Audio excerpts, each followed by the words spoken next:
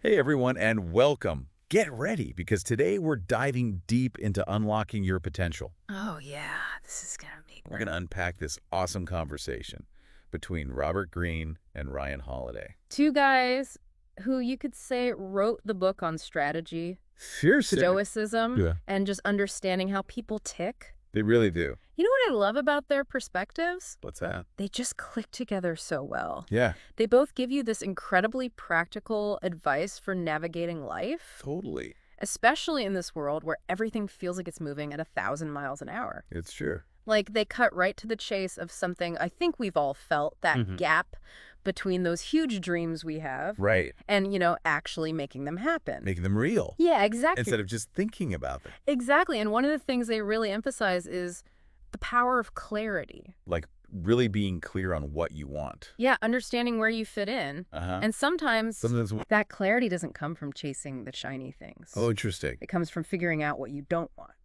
Okay, now that's interesting. It is. That sounds a little backwards, doesn't it? It does, right? So how does knowing what you don't want help you find your path? Well, think about it this way. Every time you say yes to one thing, Yeah. you're saying no to a bunch of others automatically. Oh, that's true. It's like that with our lives, too, Oh, I see. Ryan Holiday tells this great story about going to Ad Week early in his career. Okay. The first year he went, he was just like blown away. Starstruck. Totally starstruck. He was surrounded by these big wigs in suits. D- But then the second year he went back Okay. and it hit him. What? He was the youngest one there, Oh, wow. the only one without a stuffy suit. And it just kind of dawned on him. What dawned on him? If he stayed on that path, that's who he'd become. One of them. Exactly. And he knew deep down Yep. that was the last thing he wanted. Wow. Talk about a light bulb moment. Mhm. It reminds me of that saying, when one door closes, another one opens. Yeah. But in this case, it's more like when you realize you don't want what's behind that door, you start looking for a different door altogether. You've got it. But that takes guts, though, to walk away from something that looks successful from the outside. Oh, absolutely it does. Doesn't it? Huge guts. Especially when other people might be telling you, no, you should be doing this. Totally. And for Holiday, that experience at Adweek was a turning point. Like he couldn't ignore it anymore. Nope. He realized that just knowing wasn't enough.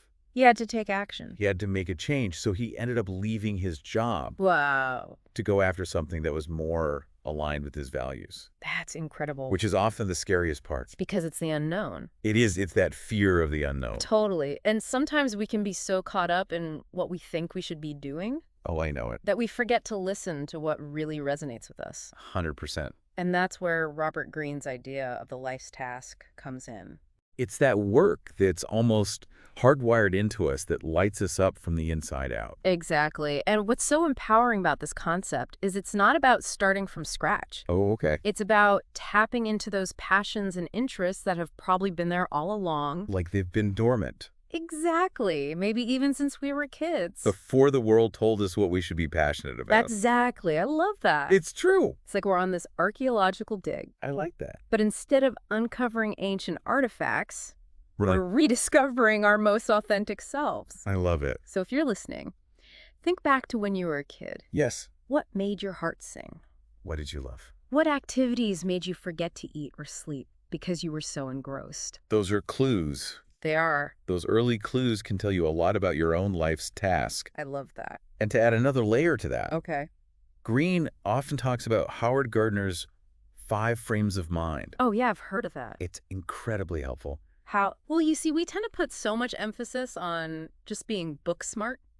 Yeah, like traditional intelligence. Right, exactly. But Gardner's framework shows us that there are actually multiple ways of being intelligent. Oh, that's interesting. It is. So, like, what are some examples? Well, we have our logical and linguistic intelligence. Like being good with words and reasoning. Exactly. But we also have things like spatial intelligence. Well, like being good with visuals and spaces. Exactly. Musical intelligence. Oh, yeah. Some people just have that natural musicality. Right. And even interpersonal intelligence. What's that? Which is all about understanding and connecting with other people. So it's not just about being book smart. Nope.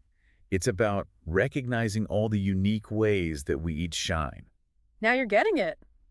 It's about knowing your strengths for sure, but it's also about realizing that Finding that life's task we were talking about, Right. that's just the first step. Oh, okay. The real journey. Yeah. It begins when we actually start putting in the work. And that's where things can get a little tricky. Yeah, especially in this world where it's like everyone and everything wants to distract us every second of the day. You got it.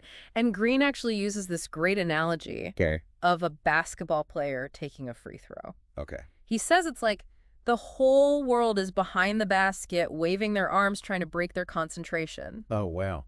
And that's what it feels like now, right? It really does. Just bombarded constantly, Yeah. information notifications, that pressure to be on all the time. Yet you're not allowed to just be off the grid anymore. Right. So how do we even start to deal with that? How do we even begin?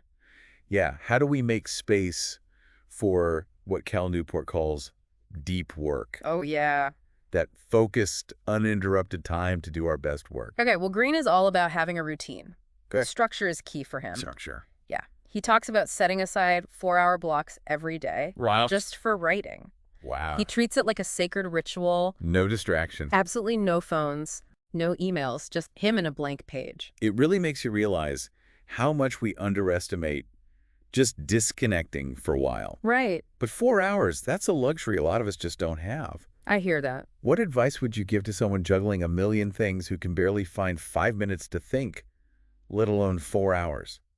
I think the key is starting small and just being consistent, Okay. even if it's just 15 minutes in the Or morning. where the craziness starts. Exactly. Or maybe an hour in the evening to work on a personal project. Okay. The important thing is to turn it into a habit. Make it a ritual. Exactly. Create that space for yourself consistently. Even if it's just for a little bit each day. Exactly. Because it all adds up. It does. And, this ties into another big piece of the puzzle. What's that? Learning to roll with the punches. Embrace the chaos. Exactly. I'm talking about that Stoic idea of amor fati. Which is It's about learning to love your fate, even the messy parts. the challenges. Yes, exactly. It's like finding the opportunity in every obstacle. I like that. It's not about pretending everything's perfect or that everything happens for a reason. Right. But it's about looking at things differently, seeing setbacks as chances to grow and learn. It reminds me of that advice Greene gave to Holiday. Oh, yeah. I said, everything in life, even the tough stuff, is material. Wow. Powerful, right? It is. It's like he's saying, don't waste those experiences. Right. Mine them for insights. Turn them into fuel for your journey.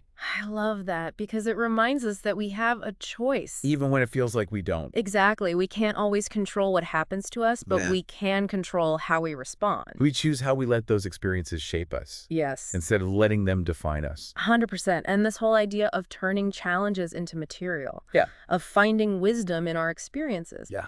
it connects to another important part of unlocking our potential, Okay. I'm intrigued. recognizing and dealing with stupidity. Okay, now that's an interesting twist. It is, isn't it? What do you mean by combating stupidity?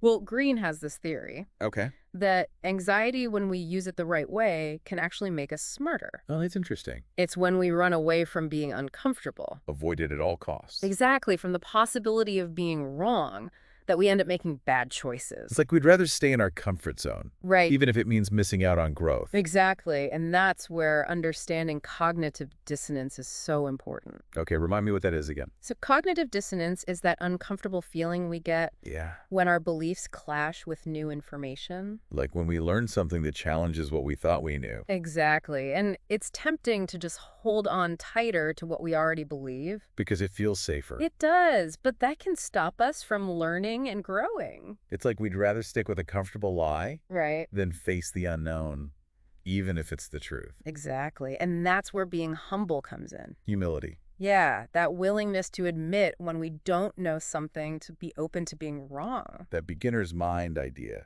Exactly. Approaching life with curiosity, even if it means questioning things we thought we knew for sure. And that's not always easy. It's not. It takes courage, especially in a world that seems to reward being certain and never doubting yourself. That's so true. It's like we're afraid to admit when we don't have all the answers. Right, but the truth is none of us do. It reminds me of that F. Scott Fitzgerald quote. Which one? The test of a first-rate intelligence is the ability to hold two opposed ideas in mind at the same time and still retain the ability to function. Oh, yeah, that's a good one. It's like that tension we were just talking about, Between what we think we know and what we're still figuring out. Exactly. And that's a perfect example of something I think is so central to Greene and Holiday's work. Okay, what's that? The idea that we're all works in progress. We never really arrive. We don't, it's so easy to look at someone like Robert Greene, Right. who's written all these